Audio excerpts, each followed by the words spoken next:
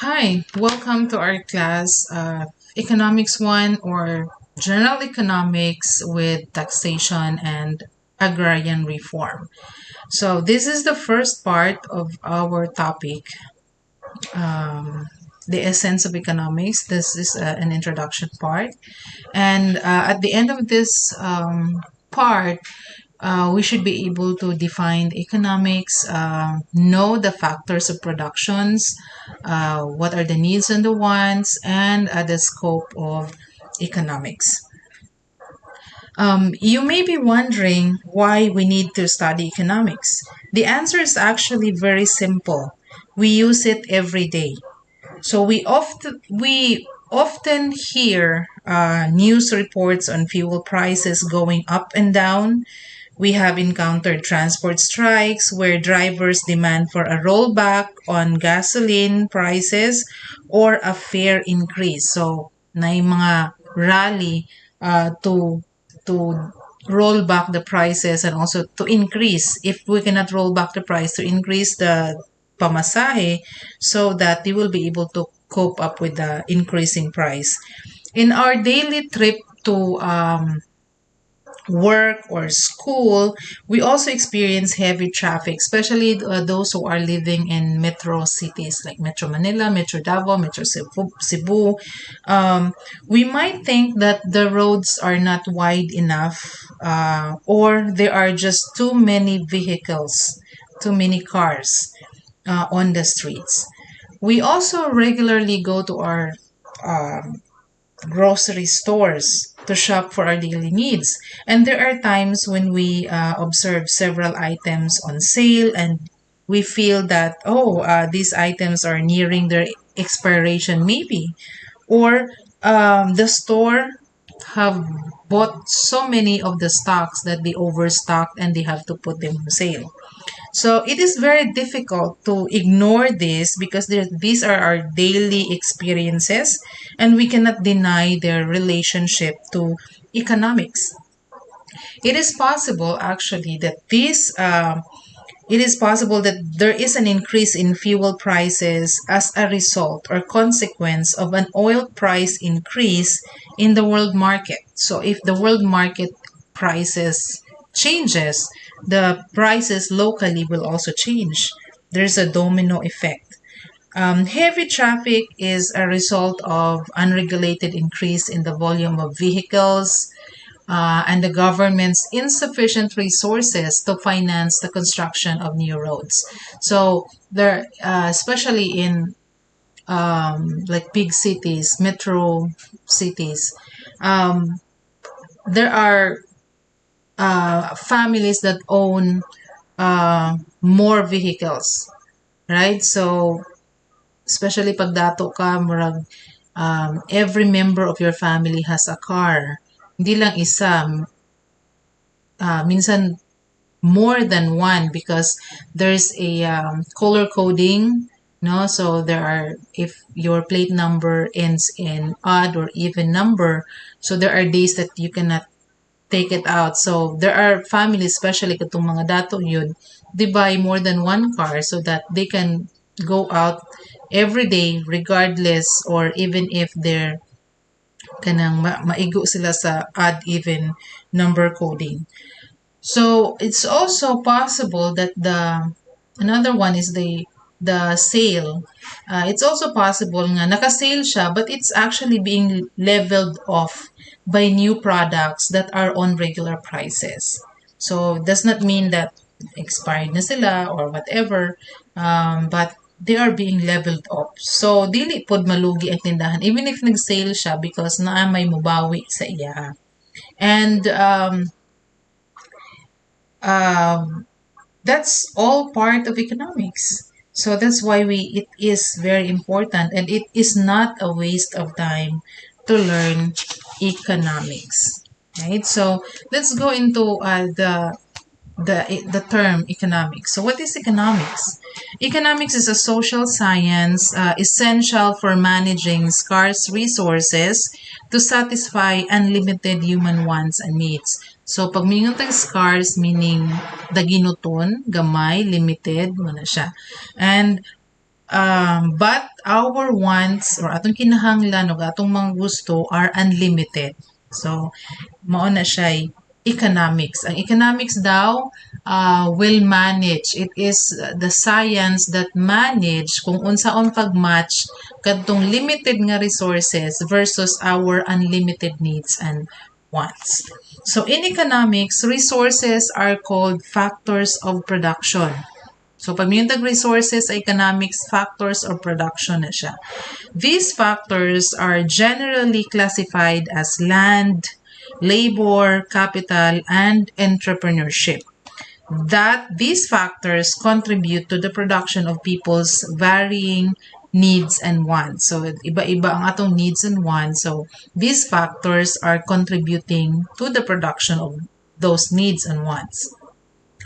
When we say land is a factor of production which covers all natural resources that exist without man's intervention. It encompasses all things derived from the forces of nature, such as air, water, forest, vegetation, and minerals. And these resources are not man-made. They are not a creation of man, and they are simply irreproducible, meaning you cannot reproduce it. Man cannot reproduce them. Okay? So once naubos siya, naubos na gid siya. Once na hurot siya, nahurot na gid siya. Dili ta pwedeng maghimo og mineral, dili ta pwedeng maghimo og sea, ta pwedeng maghimo og river, ba? Okay, so that's it. The second factor is labor. Labor refers to human inputs, such as our manpower, ang tao, and our skills that are used in transforming resources into different products that meet our needs.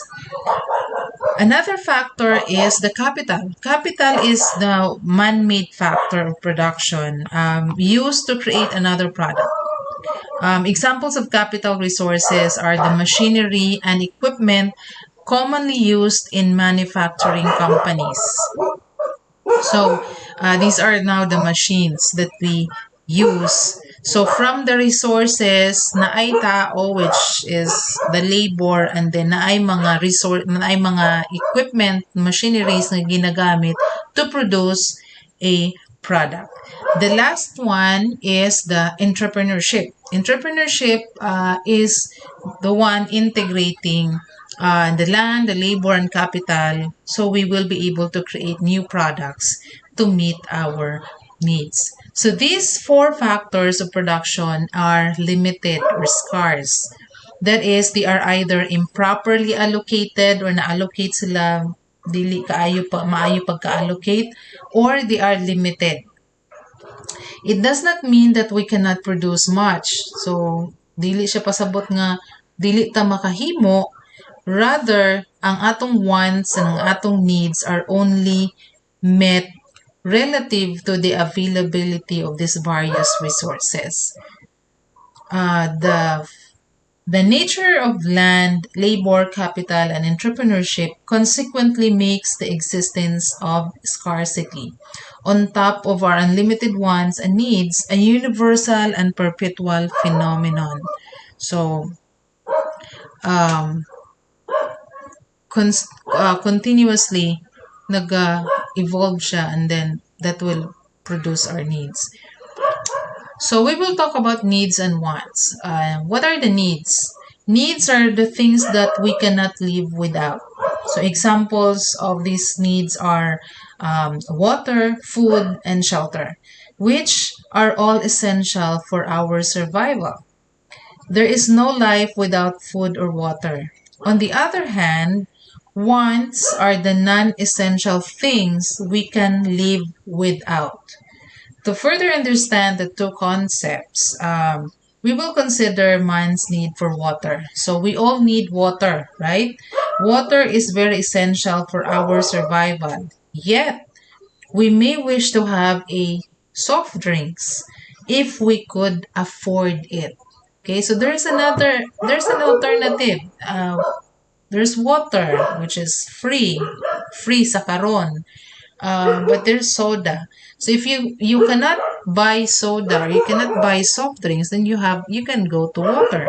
But if you can, then you may opt to consume soft drinks.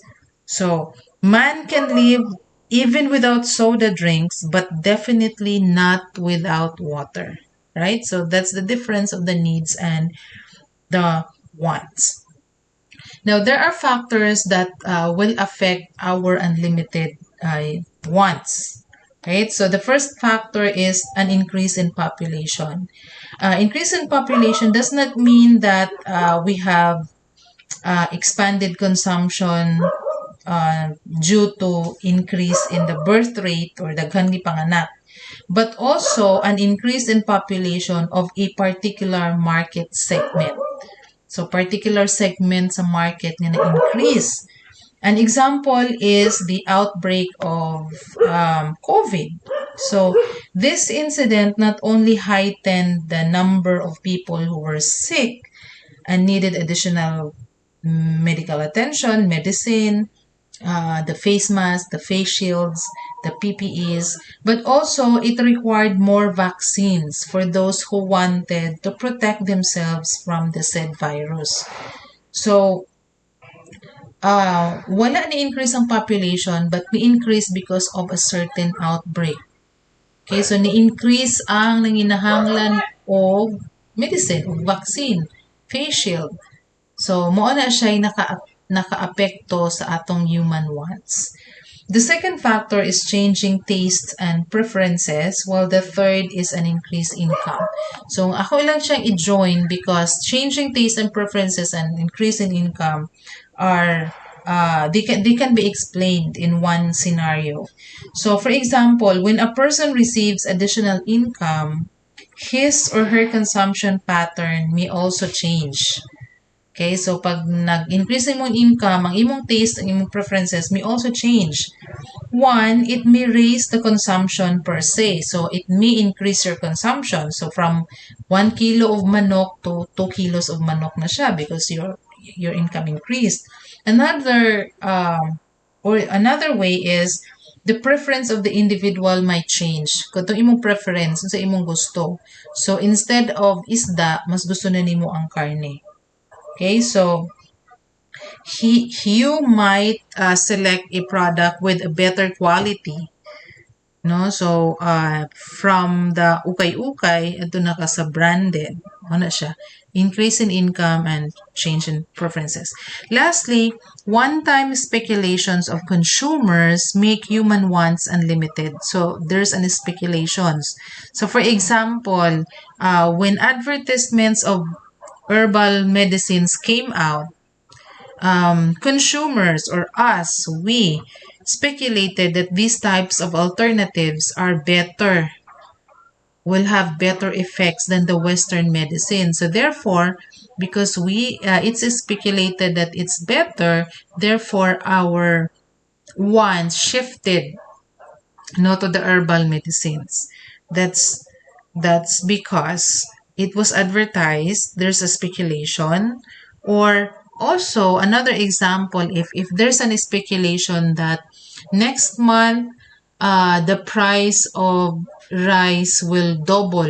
So, for example, 40 pesos per kilo this month, next month mahimo na siyang 80 pesos per kilo. Our needs is going to shift. Sa atong buhaton, we are going to buy more rice this month. We will double, triple our what we buy because we are expecting that next month mahal na siya kaayo. So we will buy now nga barato pa siya kaysa gi-advertise nga mahal siya. Okay? Or another one is gi-advertise nga an apple a day keeps the doctor away. So because of that, people may want to buy more apple, will consume more apple every day because of that speculation. Right? So I hope that's clear. And lastly, we are going to talk about the scope of economics. We have micro and macroeconomics. So economics is divided into two main branches, that is the macroeconomics and microeconomics. So let's talk about microeconomics first. Microeconomics deals with the economics of the firms. It focuses on the behavior of a particular unit of the economy, such as the consumers, the producers, and specific markets. In microeconomics, you will encounter the terms like consumers' behavior, production theory, cost and profit, and market structures. So those are the concern of microeconomics. On the other hand, macroeconomics deals with the aggregates, or the totality. The scope of macroeconomics is wider as it studies the entirety of the economy, where it's either national or international market, and it also attempts to determine economic changes. So, mura siya magamit to forecast. In macroeconomics, the initial discussion will begin with low growth and output are measured and how multipliers work. So, ginagamit niya siya sa pag-forecast. So, pila ka bukang production na to karon, then, unsa ang growth rate niya. So, makita na to, unsa ang, at the end of the year, pila ka toneladang rice ang atong ma-produce. So, yan na siya. So, labor, employment, and inflation are the long-term and their long-term effects. These are the terms that you will encounter in macroeconomics. Right? So, this ends the first part of our introduction to economics. Watch out for the second part. Thank you for listening. If you have any questions, you know where to reach me.